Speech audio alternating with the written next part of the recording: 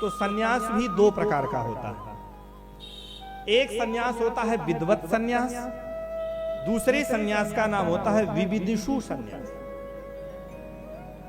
संसार के रहस्य को जान गए, संसार के रहस्य को जानकर कहीं भी रहे, घर में रहे, जंगल में रहे, तीर्थ में रहे, नित्य निरंतर भगवान का स्मरण करता रहे, संसार के प्रति सदा सर्वदा हृदय में वैराग्य रहे, तो किसी भी अवस्था में हो वह विद्वत सन्यासी कहा जाता है।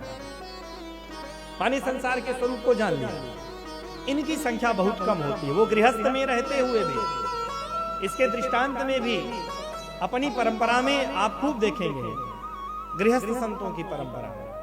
संत श्री एकनाथ जी महाराज, श्री तुकाराम जी महाराज, श्री नामदेव जी महाराज, भक्तमाल के क्रम में इन महाभागवतों को आप देखेंगे तो भगवान खड़े होकर इन्हें संतुष्ट करते हैं।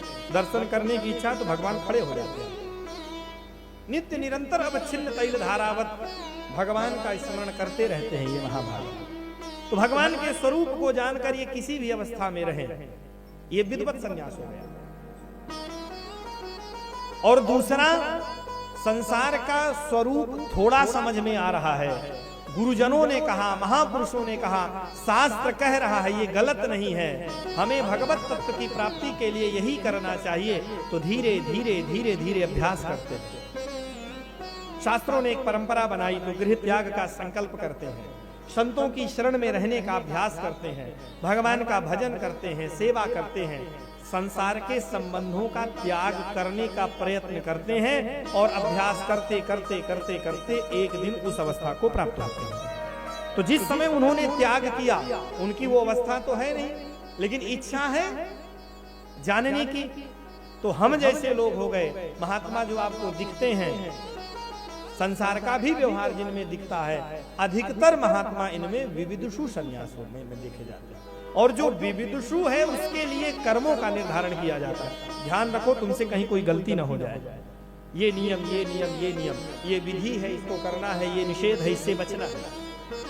लेकिन जो विद्वत सन्यास है वो किसी भी अवस्था में उसके लिए नियम धीरे धीरे धीरे धीरे रह ही नहीं जाते, क्योंकि नित्य निरंतर वो भगवान का स्मरण करता है। जब संसार रहे उसकी दृष्टि में, तब उसके लिए विधि और निषेध हो, लेकिन ये कहने मात्र से नहीं होगा। आगे का जो पद है अनुपेतम, अनुपेत भी कह रहे हैं और प्रव्रजंतम भी कह रहे हैं। इससे यह स्पष्ट होता है कि श्री सुखदेव जी महाराज विद्वत कोटि के सन्यासी हैं, संसार के रहस्य को जान रहे हैं। और इसका सबको प्रमाण पता है कि गर्भ में ही रह गए, संसार से निकलेंगे तो संसार की माया पकड़ लेगी, निकले ही नहीं।